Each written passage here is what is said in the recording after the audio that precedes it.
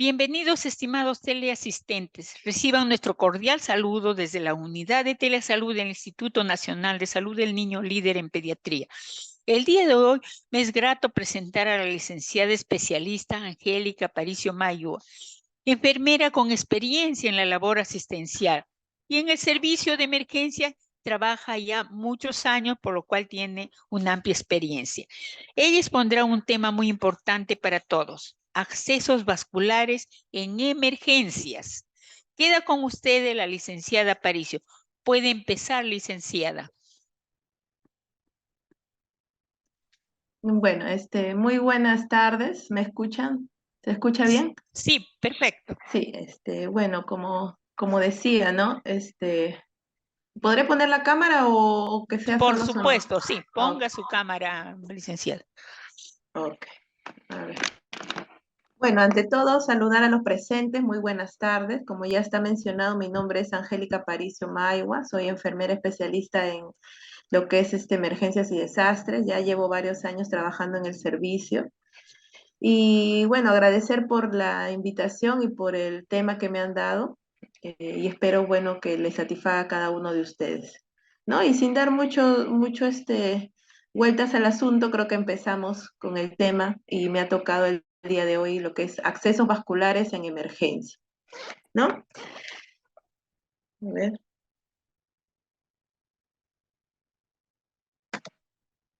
ahí está.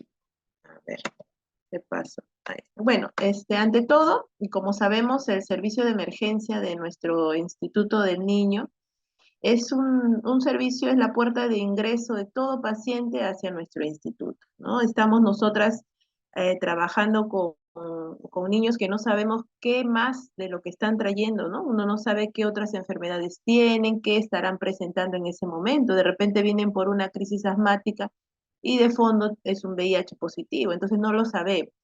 En la emergencia, nosotras como enfermeras estamos altamente capacitadas para poder atender a todo tipo de pacientes, ¿no? Nos presentan neonatos, se nos presentan preescolares, lactantes, adolescentes, todas las edades que atendemos nosotros.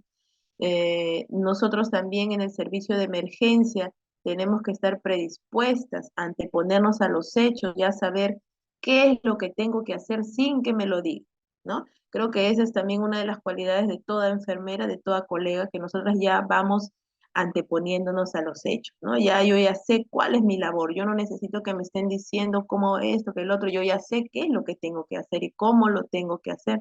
Soy profesional y me puedo valer, ¿no? En el servicio de emergencia también nosotras nos estamos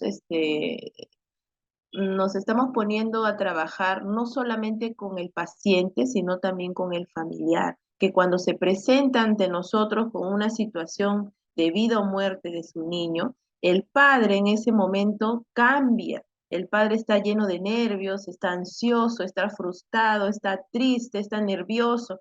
Y eso para mí también eh, puede hasta ser un problema inclusive, ¿no? Porque hay papás que hasta se ponen agresivos, no comprenden lo que está pasando en ese momento, y yo me voy a tener que enfrentar a esas situaciones.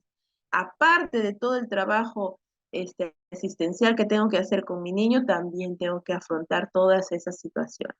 Entonces, para hablar más a hondo de lo que son accesos vasculares, en el servicio de emergencia yo puedo atender niños que vienen por crisis, como también pueden venir por alguna situación en la cual está en peligro latente su muerte.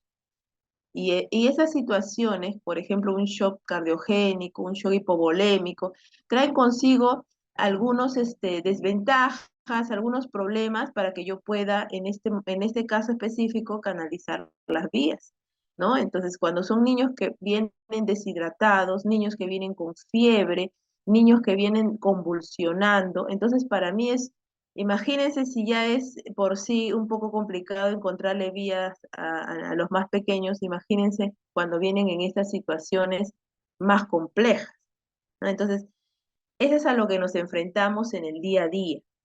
Yo sé que en todos los servicios del hospital hay situaciones en las cuales también han de enfrentarse ustedes, colegas, a de repente niños convulsivos y otra cosa, pero en el servicio de emergencia la diferencia es esa, ¿cómo se podría explicar? Esa adrenalina de ese momento, ¿no? En la cual tienes que actuar rápido y encontrarle la vida a ese niño. Y muchas veces es muy complicado hacer. Entonces, me ha gustado mucho el tema que voy a presentarles ahora. Y bueno, es lo que he podido yo recopilar de todo el tiempo que ya tengo trabajando en el servicio. Yo sé que no son tantos años como algunas colegas que ya tienen 20, 30 años trabajando, pero en ese tiempo que yo tengo en el hospital, perdón, en el instituto, he podido recopilar experiencia, he podido recopilar algunos acontecimientos que han pasado y que lo cual me han ayudado a mí a poder aprender, desenvolver y en este momento pues compartir con ustedes. Cuando hablamos de accesos vasculares estamos hablando de todo nos referimos a todos los vasos sanguíneos que hay en el cuerpo, ¿no? En los cuales estamos hablando de venas, de arterias y de capilares, ¿no? El término vascular se refiere a todo lo relacionado con los vasos sanguíneos, que son las estructuras tubulares que transportan la sangre a todo el cuerpo, ¿no? Los vasos sanguíneos se clasifican en arterias, venas y capilares. Como ven en la imagen, ¿no? Lo que está de azul son las venas, lo que está de rojo son las arterias, y lo que entrelazan y unen las venas con las arterias, esa como una especie de malla que vemos ahí, vienen a ser los capilares, ¿no? En otras palabras, un acceso vascular es un ingreso al vaso sanguíneo, ¿no? Es como yo puedo ingresar en ese momento de urgencia, de emergencia, yo tengo que encontrar un acceso vascular inmediato para poder yo hidratarlo o poder sedarlo o de repente poder pasarle paquete globular, ¿no? Transfundirle. Entonces, yo necesito un acceso vascular. Hay accesos vasculares, los que nosotros utilizamos, que son los venosos, ¿no? Sabemos, como les voy a especificar aquí, las arterias son los vasos sanguíneos que llevan la sangre desde el corazón hacia los diferentes órganos y tejidos de todo nuestro cuerpo, ¿no? Estos vasos sanguíneos de las arterias se caracterizan porque tienen una pared más gruesa y más elástica, ¿no? Lo que permite soportar la presión generada por nuestro corazón. Es lo que nosotros medimos, es la presión arterial, ¿recuerda?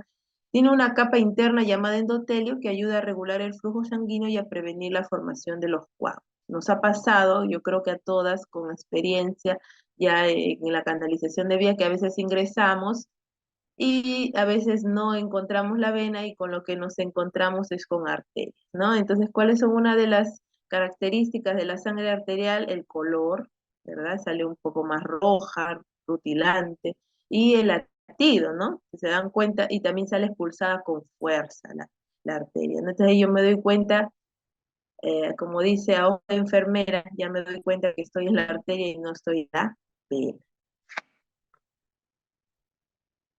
En todo el cuerpo hay arterias, porque nos ayudan a poder llevar la sangre desde la cabeza hasta los pies y de los pies a la cabeza y todo el cuerpo, ¿verdad? Bombean la sangre para todos los órganos. Si en algún órgano no se irriga la sangre, simplemente muere, ¿no? Entonces transporta el oxígeno, las arterias. Como vemos en la imagen y como recordaremos en nuestra etapa preescolar, universitaria, perdón, nos enseñaban cada una de las arterias que se presentan en el cuerpo, algunas de ellas que son de vital cuidado, que a veces cuando son perforadas o lastimadas, la vida de la persona se ve prácticamente ya perdida, ¿no? Como la aorta, ¿no? La aorta es una de las arterias importantísimas, ¿no? Un daño en ella es casi, casi mortal, ¿no? Inclusive hasta mortal se podría decir. Si ustedes se dan cuenta, las arterias están en todo el cuerpo, ¿no? Entonces, por eso he ahí la dificultad a veces cuando nosotros canalizamos y a veces topamos arterias, ¿no? Pero siempre hay que guiarnos del latido. Si yo siento que hay pulso, entonces esa es una arteria. También tenemos a las venas, que son las que nosotros andamos buscando y buscando a veces en los niños, ¿no? Las venas son vasos sanguíneos que transportan la sangre de regreso hacia el corazón. A diferencia de las arterias, las venas tienen la pared más delgada y menos elástica. Sin embargo, cuentan con válvulas internas que evitan que la sangre fluya en dirección contraria. Ahí podemos observar las válvulas en el dibujo que he puesto, ¿no? Ahí están las válvulas. Las venas también tienen una capa interna de endotelio y pueden expandirse para almacenar sangre adicional en caso de necesidad. Las venas a veces también sufren algunas malformaciones, ¿no? Como vemos en lo que tienen las personas, a veces varices en las piernas, ¿no? Que son las venas que están dilatadas, están mal formadas. A veces, no sé si les habrá pasado a ustedes, cuando entramos a canalizar vías, topamos una vena y muchas veces vemos que el retorno venoso a veces es pobre o a veces no hay, ¿no? Y decimos, no estaremos ahí y a veces, y suele pasar que cuando nosotros cogemos la vena, a veces estamos en la misma válvula que vemos acá. Entonces, esa también es otras veces en que nos ha pasado eso. Cuando es difícil también canalizar las venas, cuando los niños vienen deshidratados, vienen muy deshidratados y las venas se vuelven tan delgadas que a veces ingresamos y se rompen, ¿no? Se rompen las venas y estamos ahí, intente y intente una y otra vez para poder encontrar algún acceso venoso, ¿no? Necesitamos en ese momento. Muchas veces, acá como vemos en la imagen, miren, también está en todo el cuerpo, está la vena yugular. A veces también cuando no encontramos venas periféricas, tenemos que ingresar por el cuello del paciente, ¿no? Hay niños que a veces por la irritabilidad o la fiebre, las venas se laten un poco más, se notan más en el cuello, tenemos que ingresar, ¿no? Y ahí es donde nosotros también, la pericia de la enfermera, ¿no? Para poder canalizar en el cuello. Muchas veces también canalizamos acá, ¿no? A nivel axilar también encontramos venas ahí y en las manos, a veces hasta en los dedos. No me van a dejar mentir que los pacientes crónicos, pacientes PCI, pacientes ya que han sido muchas veces ya inyectados o punzados, las venas, las únicas venitas que a veces tienen son en los dedos, son en las manos, ¿no? Y ahí es donde nosotros tenemos que cogerlas, ¿no? Como vemos en la imagen aquí. A veces no encontramos ya venas y lo único que encontramos son capilares, ¿no? ¿Y cuál es la diferencia de una vena con un capilar? Que los capilares son los vasos sanguíneos más pequeños y finos del cuerpo. Esos son los que se rompen con más facilidad. Estos vasos conectan las arterias y las venas y permiten el intercambio de nutrientes, oxígeno y dióxido de carbono entre la sangre y los tejidos circundantes. A veces los vasos, los capilares, que son los que se rompen con más facilidad. A veces canalizamos una vena, entre comillas, y nos dura poco, ¿no? Y decimos, uy, por qué se habrá malogrado a la hora? ¿Por qué se habrá malogrado 2 horas después? Y le estoy pasando alto flujo de hidratación, ¿no? Entonces, a lo mejor habrá sido un capilar lo que yo cogí, y por eso también la poca duración que ha tenido ese acceso venoso. Como ven en la imagen, ¿no? Es mucho más delgada a comparación de una vena o aún más de una arteria. Acá vemos los capilares, que serían estos de aquí, ¿no? Dan cuenta la unión de una arteria con una vena y están los capilares. El capilar venoso, un capilar arterial. Acá ven, se dan cuenta, ¿no? Una arteria, que la vemos aquí, cuya pared es mucho más gruesa, vemos un endotelio también mucho más grueso, continúa con una arteriola, continúa con un capilar arterial, se une con el capilar venoso, la venuela y llega hacia la vena. ¿Se dan cuenta? La vena tiene una pared más delgada, tiene válvulas, y miren en comparación con un capilar, ¿no? Entonces esa puede ser alguna de las explicaciones por las cuales nos duran poco a veces los accesos venosos, ¿no? O hay medicamentos que irritan muchísimo más, como la fenitoína y la vancomicina también, ¿no? Y entre otros que ya vamos conociendo, y eso también ayuda a que nuestro acceso venoso no nos dure el tiempo, los 3 días o lo que queremos que nos dure, ¿no? Se van irritando. También en el servicio de emergencia, nosotros, como les decía, ha habido casos en los cuales no se ha podido canalizar, porque a veces los pacientes vienen en shock hipovolémico, están prácticamente como como vulgarmente podremos decir, ¿no? Como a veces nos referimos, están como una plantita tan pero tan seca que empieza a marchitarse y se empieza a querer ir, ¿no? A querer morir esa plantita. Y así se ponen los niños. Entonces, es tan difícil canalizarle una vía en ese momento que nosotros, ha habido casos, no siempre, no a cada rato, pero ha habido casos en que se han tenido que colocar abscesos óseos, intraóseos. No, eso lo coloca el médico, no lo colocamos nosotras, pero es una salida en ese momento para poder hidratar al paciente. Lo hidratamos, lo mantenemos hidratado y de ahí continuamos tratando de encontrar un acceso venoso, ¿no? El acceso intraóseo he visto que yo lo he visto en 2 oportunidades que lo han hecho a niños pequeños, en los cuales ya no podíamos más, no encontrábamos venas, era un niño Moebius, entonces era muchísimo más difícil, son niños que aparte de la enfermedad que tiene, eh, son muy, muy difíciles para poder encontrar venas. Los niños que se encuentran en las medicinas, niños crónicos, que ya pues tienen múltiples hospitalizaciones, imagínense lo difícil que ha de ser encontrarles una vía y a veces vienen con fiebre. Otra de las complejidades que presentamos en ese momento para poder canalizar la vía es la fiebre, ¿no? La hipertermia. Cuando encontramos niños con fiebre, wow, también se rompen las venas. Intentamos y nos enfrentamos, aparte de eso, nos enfrentamos al familiar.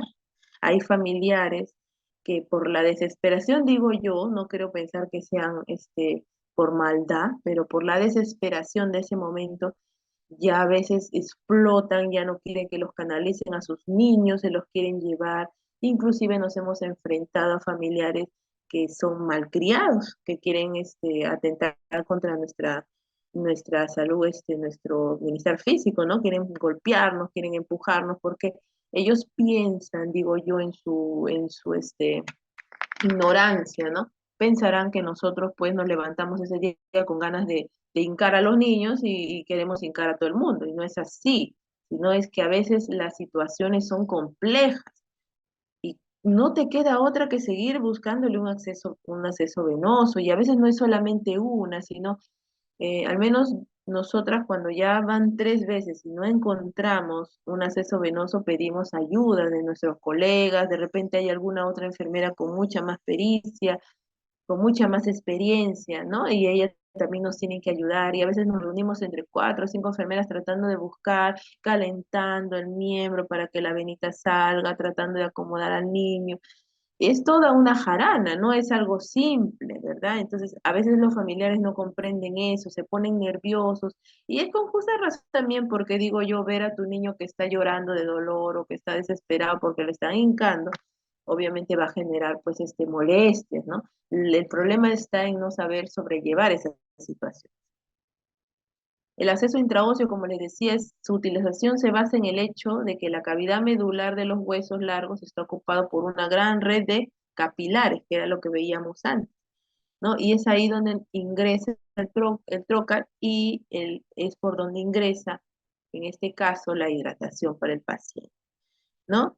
Eh, ha habido casos que sí, lo han encontrado, han encontrado el acceso intraóseo, pero se ha colapsado. Entonces, tenemos que retirar, tenemos que estar observando. Y todo esto siempre, bueno, en una situación de emergencia, el familiar siempre va a estar pendiente del niño y el médico siempre tiene que pedir al familiar, ¿no? Si es que va a aceptar o no también, porque a veces puede presentarse alguna, eh, no sé, consecuencia a todo esto y puede traer problemas al final, ¿no? Siempre hay que tener mucho cuidado, ahora más porque está todo este boom de que te graban, de que te están filmando, que tú me dijiste, que no me dijiste, y eso a la final es las únicas responsables, como siempre digo yo, a veces somos las enfermeras, ¿no? Y lamentable todo eso.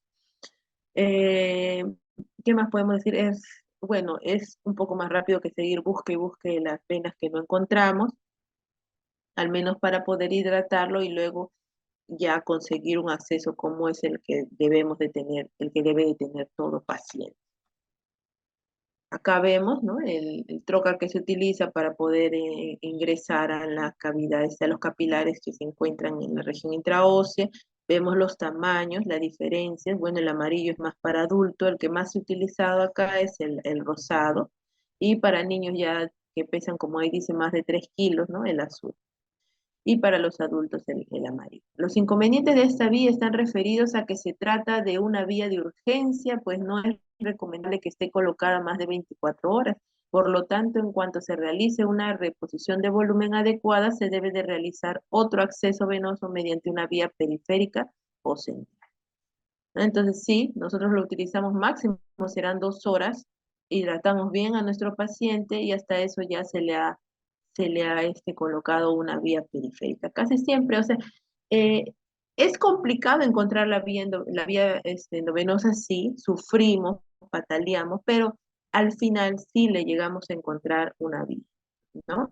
Una vía, a menos, claro, que el familiar diga, pues ya no le hagan nada y no sé, ¿no? Pero sí se llega a canalizar y ya se retira esto, se mantiene mucho cuidado con la zona de punción donde ha habido, hay que evaluar si hay hematomas, si de repente hay un infiltrado, todos esos son cuidados de enfermería que siempre debemos de tener y que los conocemos, ¿no? Más que todo con la vía intraósea, hay que ver la movilidad del miembro del paciente, siempre hay que tenerlo elevado hacia arriba, un poco más elevado que el cuerpo, siempre hay que observar si hay alguna lesión aparte de donde ha habido el ingreso de la aguja, ¿no? Hay que observar si está sangrando, si hay un hematoma, si le duele o no le duele, son signos que yo debo de evaluar a mi paciente cuando ha sido, bueno, cuando le han colocado un acceso intraóseo. Acá observamos cómo lo fijamos, así fijamos cuando colocamos el acceso intraóseo, ¿no? En el Advanced Trauma Life Support, en su protocolo recomienda la vía intraósea en todos los pacientes después de intento de vía endovenosa y de antes de intentar la vía central, tanto en niños como en adultos, ¿no? Es lo que nos recomienda y bueno, sí es lo que hemos utilizado un par de veces, lo he visto yo, pero supongo que ha habido o algunas otras veces más en las cuales se ha utilizado, ¿no? Y ahí lo observamos. Yo recuerdo que en la especialidad de emergencias y desastres, a nosotras también nos enseñaron a colocar la intraósea, pero en el hospital lo coloca el médico. Entonces, de todas maneras, ya uno tiene conocimientos previos, ¿no? Y va a saber cómo actuar, qué es lo que va a ocurrir y va a saber hacia dónde está ingresando el troca, ¿no? ¿Qué partes del cuerpo del niño son específicas para poder colocar esta vía? También no se puede colocar así por así en cualquier lado. Como vemos aquí, ¿no? Ahí vemos en la espina ilíaca, vemos aquí, prácticamente son digo yo, los huesos más largos del cuerpo, ¿no? Vemos que está el fémur, vemos acá en un niño pequeño, miren aquí si pueden observar en un lactante cómo lo están colocando, siempre tiene que ser sobre una superficie mucho más dura, ¿no? Mucho más dura para poder ingresar la aguja, el punzón. ¿Ven aquí? Es así es como coloca y así es como se ve internamente, se podría decir, cuando ya ingresan a lo que son los capilares, ¿no? No se deben de ingresar de una forma recta como esta en 90 grados, sino se debe de realizar un ángulo. ¿Y por qué? ¿Por qué puede pasar esto? Porque a veces no escogen la aguja ideal para el niño y puede atravesar. Entonces, cuando ingresamos así es menos el riesgo porque va en ángulo y llega pues hasta toda la base de los capilares. ¿Se dan cuenta? Ingresa aquí por diferentes tamaños, ¿no? En este caso utilizamos más estas dos, ingresa y ya llega hacia la región capilar del hueso y ahí es donde aseguran, nosotros también aseguramos con esparadrapo, con algodón para que no se esté moviendo, tambaleando lo que queda afuera, ¿no? La parte externa y ahí colocamos nuestra extensión y ya podemos utilizar e hidratar a nuestro paciente. ¿Qué otros cuidados debería de tener yo con todo esto? Al momento que se está hidratando siempre debo de estar evaluando, no puedo conectar y ya dejarlo y seguir haciendo mis cosas, no, porque a veces se infiltra y termina hinchada toda la pierna del niño. Hay que tener mucho cuidado con eso. El catéter venoso central también es otra de los accesos vasculares que se han presentado, que se han realizado en la emergencia. Usualmente se realizan en salas de operaciones, pero ha habido casos en los cuales se han puesto directamente ahí en la emergencia, ¿no? Niños que necesitaban en ese momento urgente iniciar inotrópicos, niños que necesitan utilizar algunos otros medicamentos que no se pueden colocar por vía periférica y en ese momento les ponen su catéter venoso central, ¿no? Siempre con la autorización del familiar, el médico le explica las posibles consecuencias que puede tener esto y el familiar tiene que aceptar o no aceptar para que le coloque. También catéter venoso central se coloca no solamente cuando el paciente va a utilizar medicamentos específicos, sino también cuando no hay acceso venoso periférico. Ya no le encuentran, ha sido muchas veces ya pinchado el niño y entonces el mejor se le coloca un catéter venoso central para evitar estar haciendo todo eso, ¿no? Niños de larga estancia también son niños crónicos, niños que se sabe que no se van a quedar 1, 2, 3 días, sino van a quedarse varios meses, inclusive en la emergencia a veces, perdón, se quedan con nosotros mucho tiempo, entonces es más preferible la colocación de un catéter venoso central. Es un dispositivo que se usa para extraer sangre y administrar tratamientos como líquidos, medicamentos o transfusiones de sangre. Se introduce un tubo delgado y flexible en una vena, por lo general debajo de la clavícula. Luego se pasa el tubo hasta una vena grande en el lado superior derecho del corazón, llamada vena cava superior. Se introduce una aguja en un extremo del catéter fuera del cuerpo para extraer sangre o administrar líquidos. Y un catéter central de acceso venoso en ocasiones se deja colocado durante semanas o meses para evitar los pinchazos múltiples. Hay varios tipos de catéter centrales de acceso venoso. Nosotros tenemos a veces lo de 2 lúmenes. Es una suerte encontrar catéteres venosos de 3 lúmenes, ¿no? Y ya el médico se encarga de ver cuál es el tamaño, el flange que debería tener el catéter venoso específico para esa edad del paciente, ¿no? ¿Qué cuidados específicos debo de tener con mi catéter venoso central? Siempre evitar las infecciones, siempre estar observando la zona de punción, hacer una limpieza adecuada, observar si se ha mojado o no se ha mojado, si está filtrando, está sujeto el catéter con hilos, si los hilos están bien sujetos o de repente ya se rompieron, tengo que avisar al cirujano para que le haga un punto ahí, ¿no? Para poder este, asegurar el CBC, si no se va a terminar saliendo.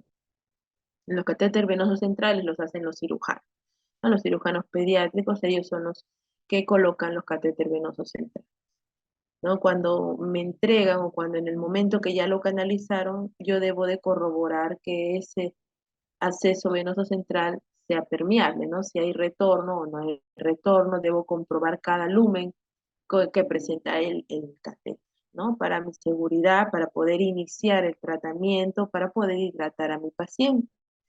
Siempre tener mucho cuidado porque los niños tienden a jalarse, ¿no? Tener mucho cuidado con el catéter venoso central, cubrirlo siempre, tenerlo, siempre estar observando. A mí me ha pasado casos en los cuales hay niños PCI, ¿no? Que vienen, le colocan su CBC y como a veces tiene mucha cialorrea, a veces no se percata, la enfermera no se fija y empieza pues a mojarse toda la zona donde está el CBC y al final termina cuando me doy cuenta mojado o me lo entrega mojado. Esas cosas hay que tener mucho cuidado. A veces si yo no corroboro que hay retorno venoso, de repente en ese momento hay, de ahí ya se malogró y tengo que avisar que no hay retorno venoso. Siempre tienen que sacar la placa de control para observar que el catéter esté en la zona donde debería estar. Está en la vena cava o no, de repente se movió, porque hay niños que son muy irritables, se mueven demasiado. Entonces, esos son mis cuidados de enfermería para el catéter venoso central. Ahí vemos una imagen, creo que ya nosotras conocemos muy bien lo que es un catéter venoso central. Es 2 lúmenes, ¿no? Termina en la vena cava superior. Casi siempre en los niños lo fijan más aquí, ¿no? Nunca, bueno, yo hasta ahora no he visto que lo fijen hacia abajo, siempre veo que lo fijen aquí, Y ahí es donde nosotros vamos a estar observando, ¿no? Como ven en la imagen con su apósito adhesivo para poder yo observar la zona de punción, si continúa el sangrado. A veces cuando le colocan continúa sangrando y sangrando. Eso también es un signo que yo tengo que evaluar y avisar al cirujano. ¿Sabe qué? Sigue sangrando, no sé, hágale un punto, haga algo ahí, ¿no? Y ahí vemos que hay de 2 lúmenes. Cada lumen tiene sus características que debo de pasar en cada uno de ellos. En este caso, en el servicio de emergencia, nosotros más lo utilizamos para poder administrar medicamentos cuando no encuentro un acceso periférico. Entonces, ahí más que todo lo utilizamos para medicación. También ha habido casos que lo utilizamos para extraer sangre o para algunos exámenes que se piden. ¿No? A veces también hay niños que en los cuales no se puede realizar un AGA. Justo la otra vez teníamos un paciente que no tenía ya dónde más pinchar, pobre niño, y tenía su CBC y de ahí el médico indicó que extraigan un poco de sangre venosa para poder hacer un AGA venoso, porque no tenía dónde más el niño, no tenía. ¿No? De ahí también siempre guardamos un lumen para que puedan por ahí extraer sangre para algunos exámenes de laboratorio. También tenemos para poder administrar medicamentos que son muy venoirritantes, ¿no? Que a veces no se pueden colocar por vía periférica, algunas destrozas que son al 12, 13, 15% y también se colocan por los CVs. ¿Qué más? Para transfusiones sanguíneas también, ¿no? En el caso que no se haya encontrado una vena periférica. Nutrición parenteral no lo estamos utilizando en la emergencia, eso sí lo han de utilizar de repente en UCI y en otros servicios. Nosotros, ¿no? Lo que son la medición de la presión venosa central también no lo utilizamos en la emergencia, eso ya se va a un cuidados intensivos, ¿no? El paciente. Y lo que es medicación, bueno, nosotros sí, eso sí es nuestro actuar, ¿no? Siempre colocamos por la vía central. Y siempre colocamos lo que son aquí en la parte del extremo, colocamos una llave de triple vía, ¿no? La llave de triple vía y siempre lo cubrimos con lo que son esos campos estériles y siempre diferenciar uno que otro lumen, siempre se puede eh, colocar, perdón, colocar para qué estoy utilizando cada uno de ellos y no haya confusiones, ¿no? Hay uno que es para hidratación, le estoy por acá poniendo la pseudoanalgesia a mi paciente, por acá la hidratación, y el otro se está utilizando para lo que son transfusiones u otra cosa, ¿no? Entonces siempre colocamos un rótulo ahí para saber. Siempre limpiar cada lumen, si hay que desinfectar cada lumen para poder mantener limpieza y no haya infecciones posteriores en el paciente. Aquí vemos internamente cómo queda el catéter venoso central, ¿no? Directamente a la vena cava, y ahí es donde ya ingresa pues todo el tratamiento, toda la hidratación directamente hacia el torrente sanguíneo, ¿no? Hacia las venas. Ha habido he visto también en varias oportunidades, han ingresado pacientes a la emergencia trayendo lo que comúnmente nosotros le llamamos catéter por o puerto, ¿no? Es un puerto de ingreso, porque así está, bueno, está en inglés, no es un puerto subcutáneo, no se ubica completamente debajo de la piel, se administran medicamentos a través del puerto usando una aguja especial denominada aguja Uber. Se puede usar una crema que adormezca el área antes de recibir el pinchazo de la aguja. Este dispositivo también se conoce como PORACAT o vía implantable por vía subcutánea. Se siente como un jevecito, como el que vemos aquí, como un jevecito aquí, la piel lo cubre, pero cuando tú lo tocas sientes ese jeve y es ahí donde vas a ingresar con, con tu aguja, ¿no? A ver, un ratito voy a tomar agüita, un ratito, perdón.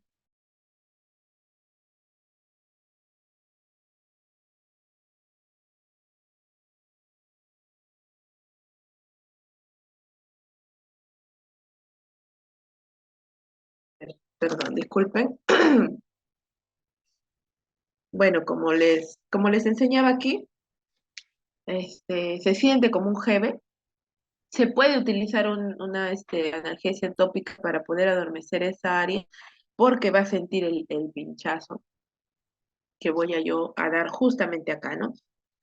Yo ingreso con la aguja, siento que atraveso el jevecito y ahí es donde me quedo.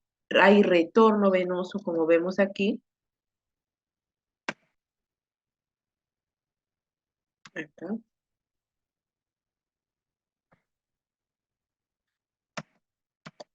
El retorno venoso que vemos aquí, coloco la aguja y ya yo debo de cerciorarme que hay retorno. Si yo veo que hay retorno venoso, ya puedo realizar la fijación, ¿no? Los pacientes están viniendo con esto, sí, pacientes crónicos, pacientes PCI, que ya se sabe son de difícil acceso venoso, vienen con su catéter.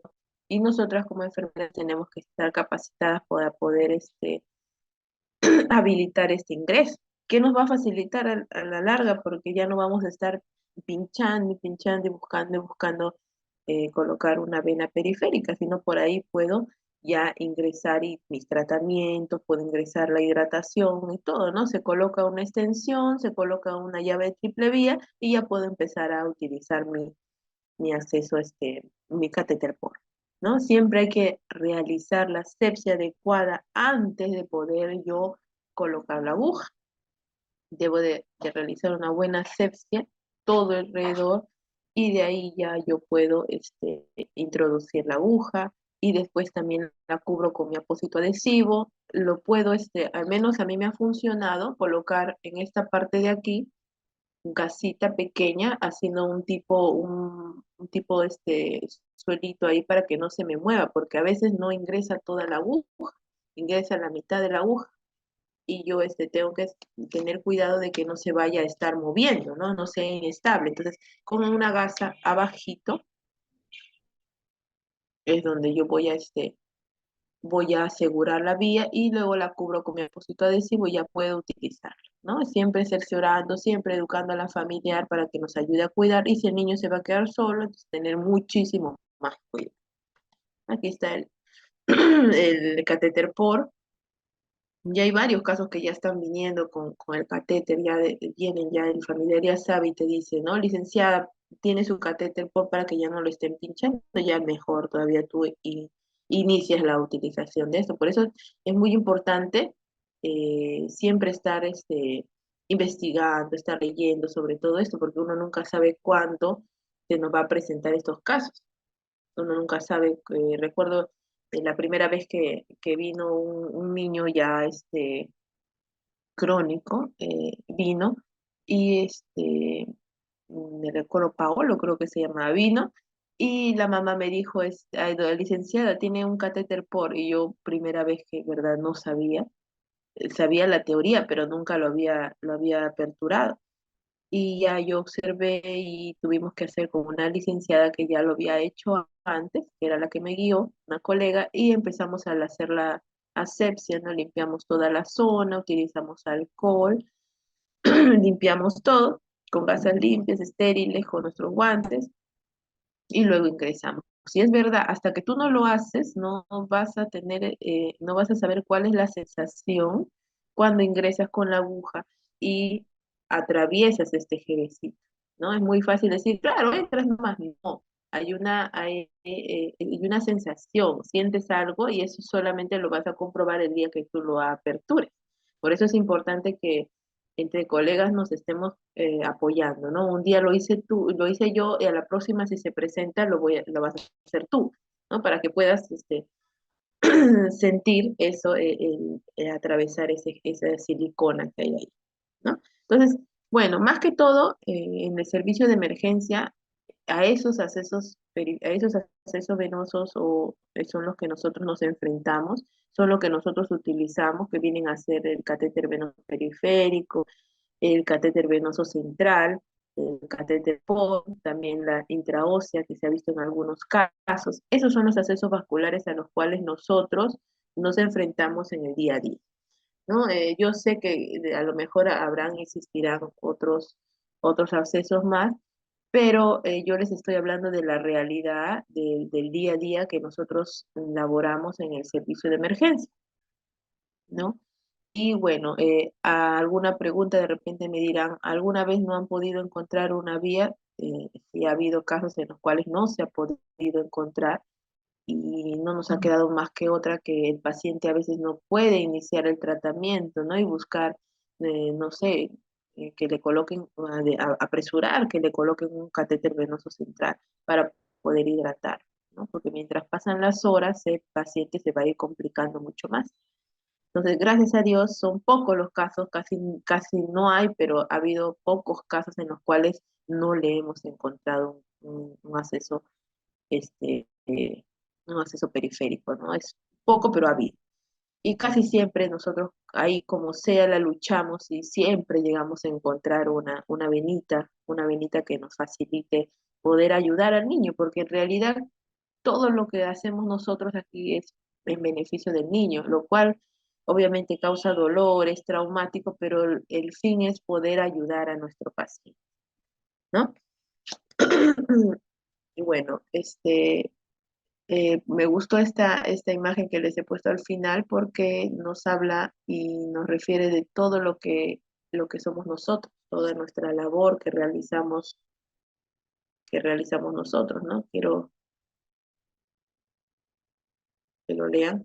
Dice, una enfermera es temporalmente la conciencia de la inconsciencia, el amor por la vida del suicida, la pierna del amputado, los ojos del nuevo ciego, el conocimiento y la confianza de una nueva madre y la voz de aquellos demasiado débiles para hablar.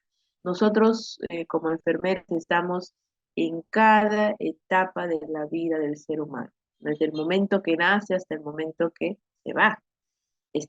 Atendemos niños, atendemos adultos mayores, atendemos pacientes inconscientes, ¿no? Entonces, me gustó esto que dijo Virginia Henderson porque es la realidad, es lo que nosotros vemos, ¿no? Ha habido una oportunidad que nos llegó a la emergencia un policía que fue baleado afuera en la Brasil, en la Avenida Brasil, y lo trajeron rápidamente a la emergencia y nosotros lo atendimos a ese policía, muy independientemente que era un adulto y que era un policía, ¿no? Más fácil lo hubieran llevado hasta el hospital de policías, pero no, porque la balacera fue ahí, nomás afuera del hospital. Entonces, imagínense. Imagínense esa situación en la cual nosotros nos olvidamos que somos pediátricos y hay que atender y hay que salvar la vida de ese ser humano. Cuando nos trajeron los niños que hubo ese incendio, esa explosión de gas en Villa El Salvador, también pacientes que estaban pobrecitos, prácticamente todo y el era un gran quemado y nos trajeron y también ante esa situación también nosotros nos enfrentamos como enfermeras y sacamos la cara y luchamos hasta el último minuto. A los pacientes con VIH, los pacientes, perdón, con COVID, creo que todos nos hemos enfrentado a, a esa situación de miedo que hemos vivido hace poco, no ha sido hace mucho, ¿no? En los cuales nos venían el COVID como avalancha. Bueno, no tanto nos vino, pero hubo casos de COVID en los cuales teníamos que aprender a la fuerza cómo poder canalizar a esos niños. Era un caso canalizar a los niños con COVID, porque teníamos que utilizar nuestros cascos, nuestros lentes, nuestros guantes, ¿no? Y el miedo y todo eso se juntaba con el que ya ni podías ni observar bien la vena del paciente. Entonces, a todo eso nos hemos enfrentado y gracias a Dios hemos podido salir bien, ¿no? Pero nos ha servido de experiencia poder pasar por todo eso. Imagínense a todo lo que nosotras como enfermeras nos enfrentamos, ¿no? Es bonito, pero también es bien sacrificado, ¿no? Bueno, espero que les haya gustado y que les haya podido quedar algo de información de lo que he encontrado hoy día para poder compartir con ustedes. Más que todo es información real, información muy, muy certera de lo que nosotros hacemos en el servicio de emergencia, que era lo que querían que exponga y que les demuestre qué es lo que nosotros hacemos, ¿no? A ver, no sé si habrá alguna pregunta, tal vez, alguna curiosidad o algo que alguien quiera compartir de repente, alguna experiencia. de lo que son accesos venosos, ¿no? A ver. Muy bien, licenciada. Le voy a transmitir una pregunta que nos ha llegado. En un paciente difícil de canalizar una vía, ¿cuántas veces lo intentan? ¿O qué protocolos siguen para lograr el objetivo? Ya. Bueno, en realidad nosotros, como somos un equipo de enfermeras, un equipo en ese momento, creo que hay servicios en donde cuales a veces no hay muchas enfermeras, ¿no? Pero nosotros en la emergencia somos alrededor de 11 a 10 enfermeras. Entonces, usualmente una enfermera intenta tres veces, y cuando ya ve que no hay, que no encuentra la vena, pide siempre apoyo a alguna otra colega de mayor pericia. Y esa colega intenta, ¿no? Intenta también poder canalizar la vía. No les voy a mentir, ha habido casos en los cuales hemos canalizado bastantes veces, 10 veces, ¿no? 11 veces, y a veces ya no encontramos. Ahí sí ya nos detenemos y informamos al médico de que el paciente no le encontramos acceso venoso y que por favor tome alguna acción para que le coloquen un CBC, pero ya no intentamos más. No se podría decir que un límite para nosotros sería eso, ¿no? Pero casi pocas veces llegamos a tantas venopunciones, pero sí ha habido casos en los cuales hemos superado 10, 11, 12 veces canalizando a un paciente, ¿no? Pero gracias a Dios no son muchas veces, pero sí. Y ahí informamos al médico de que no se puede, ¿no? Debería de haber un protocolo en el cual nos diga exactamente cuántas veces se debe específicamente canalizar al niño, ¿no? Decir 8 veces o 6 veces y ya no más. Pero no, nosotros seguimos intentando, seguimos en esa lucha para poder encontrar la vena, ¿no? Cuando ya superamos 10, 11, 12, ya no, ¿sabe qué, doctor o médico, pediatra? No encontramos la vena, ya nos han ayudado, nos han colaborado otras enfermeras y no se encuentra. Entonces llaman y colocan el CBC del paciente, ¿no?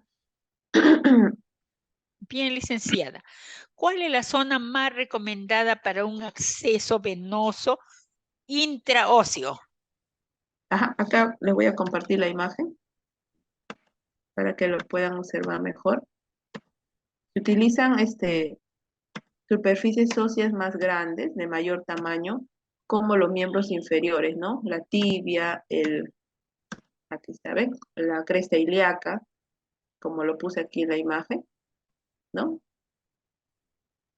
Ahí utilizamos, ¿no?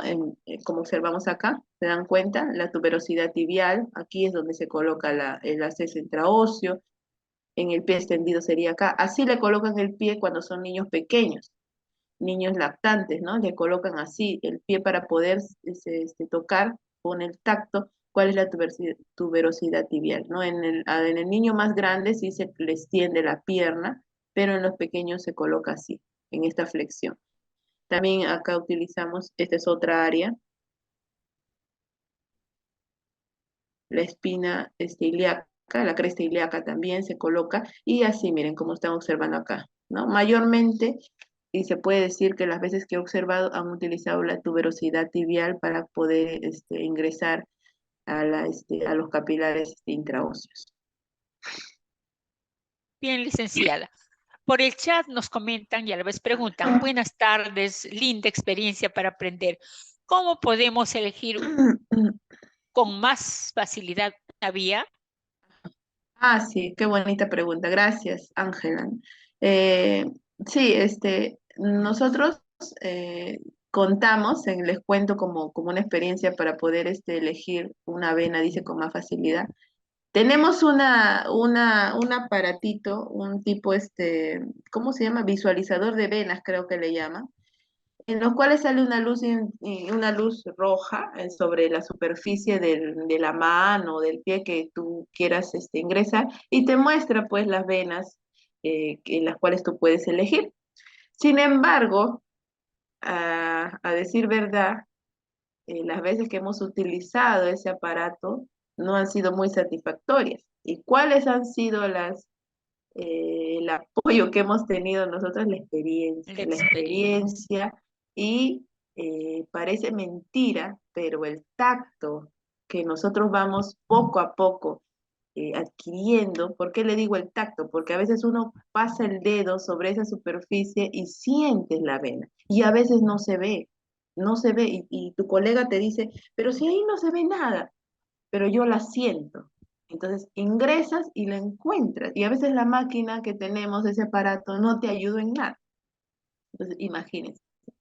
Para mí, lo que más y más siempre te va a ayudar para poder encontrar una vena es la experiencia. ¿Y cómo adquieres la experiencia en la canalización de venas? Pues haciéndolo.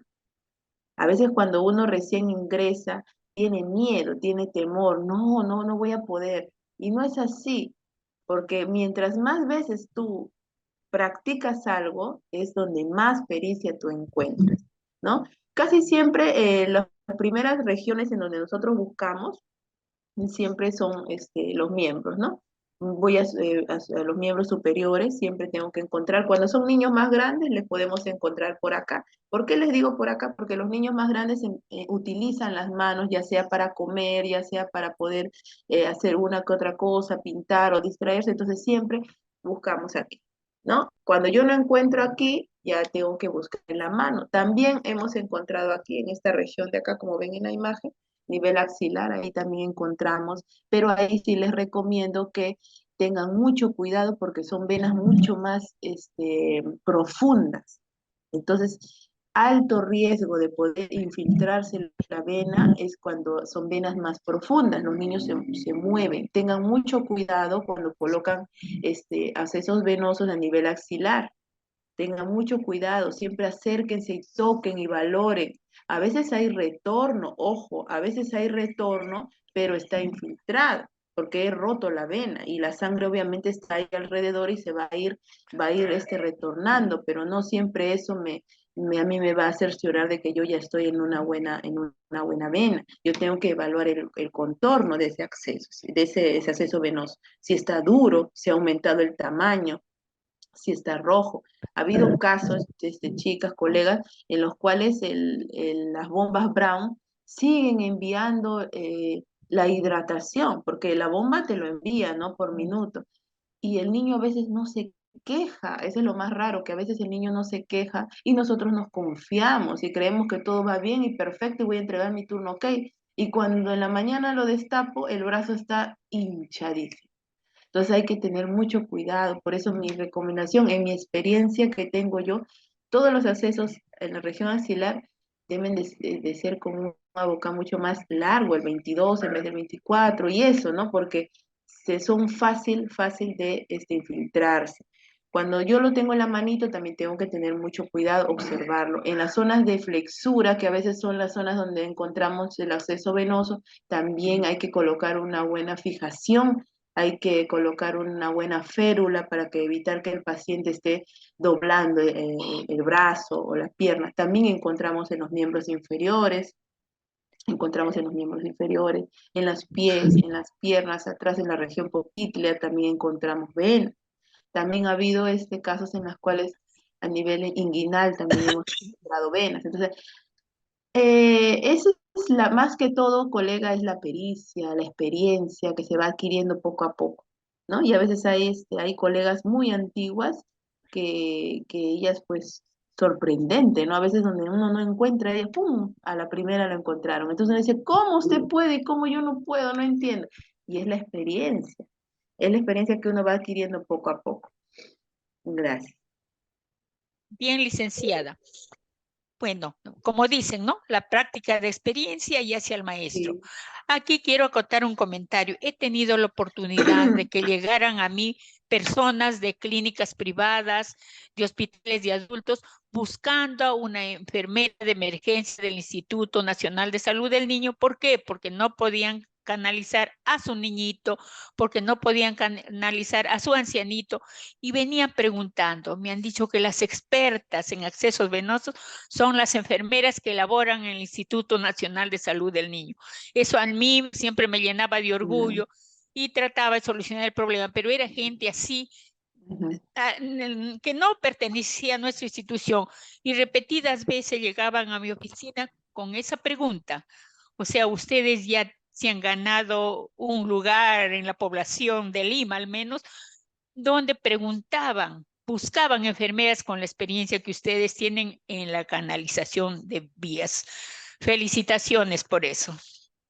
Gracias, sí creo que es un logro de todas las colegas de todo el instituto que nos reconocen, ¿no? Y es verdad, a veces vienen pacientes que por primera vez están ingresando al hospital, pero ya han venido de clínicas y los familiares te dicen, o le dicen a los niños, ¿no? ¿Ves? Allá te han pinchado como 5 o 6 veces y acá la primera nomás te ha puesto. Entonces eso te provoca una sensación, no sé, no Estímulo, sé es un cómo, estímulo, es un estímulo, ¿no? es un Entonces te dice estímulo. sí y uno pues a veces no es que lo hagas a propósito, sino que a veces encuentras a la primera, pues, ¿no? Y el familiar, ay, sí, contento porque le has encontrado a la primera y no ha sido como en otro lugar que le han pinchado 5 o 6 veces, ¿no? Y sí, es verdad lo que está diciendo usted. Sí, por supuesto. Bien, licenciada, muchísimas gracias por haber preparado un tema tan interesante y necesario en el que nos está transmitiendo pues sus conocimientos y experiencia. Felicitaciones. ¿Alguna recomendación final a los presentes? Muchas gracias. Agradecerles nuevamente por la invitación y por la oportunidad que he tenido de poder contar mi experiencia, ¿no? Y como recomendación yo daría relacionado al tema que no nos dejemos guiar de repente por los equipos de bombas que tenemos, no nos guiemos solamente porque el paciente no llora, sino creo que pongamos en práctica lo que nos han enseñado durante los 5 años y de repente también las especialidades que tenemos que observar, observar. A veces ese minuto en que te acercas y observas te va a valer muchísimo, porque es muy triste ocasionarle inconscientemente al paciente un daño más del que ya está viniendo, ¿no? Y chicas, tratar a nuestros niños, y yo sé que lo hacemos y hay que seguir haciéndolo, tratar a nuestros niños como si fueran nuestros propios hijos, como si fuera un sobrino querido, un ahijado, un hermanito, ¿no? Porque la vida da vueltas, lo digo por experiencia propia, la vida da vueltas, un día tú estás de enfermera y al otro día estás de paciente o estás de familia. Entonces, eso, nada más, continuar como estamos trabajando con amor, con cariño para nuestros niños y que la pasen bonito en Navidad, aprovechando la fiesta para saludarlos y un feliz año y que este 2024 nos traiga pues a todas mucha felicidad y principalmente mucha salud y un fuerte abrazo para todas y muchas gracias, gracias, gracias, gracias. Gracias nuevamente a usted. También agradecemos a quienes nos están visualizando y le recordamos que este tema queda colgado en la página web y canal de YouTube de Telesalud del Instituto Nacional de Salud del Niño, donde pueden revisarlo libremente. Muy buenas tardes a todos. Gracias.